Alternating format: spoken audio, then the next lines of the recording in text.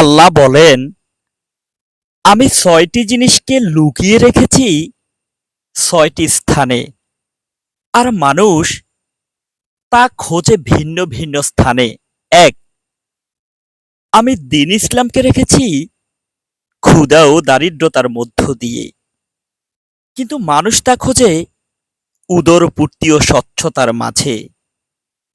আমি সম্মানকে রেখেছি শেষ রাতের ইবাদতে, কিন্তু মানুষ তা খোঁজে শাসক ও ক্ষমতাবানদের সহচর্যে। আমি সুখ স্বাচ্ছন্দ্য রেখেছি জান্নাতে, মানুষ তা খোঁজে দুনিয়াতে। ধনী হওয়াকে রেখেছি অল্পে সন্তুষ্টের মাঝে, আর মানুষ তা খোঁজে লোভ লালসায়। আমি বীরত্ব রেখেছি নম্রে, কিন্তু মানুষ তা খোঁজে অহংকারে।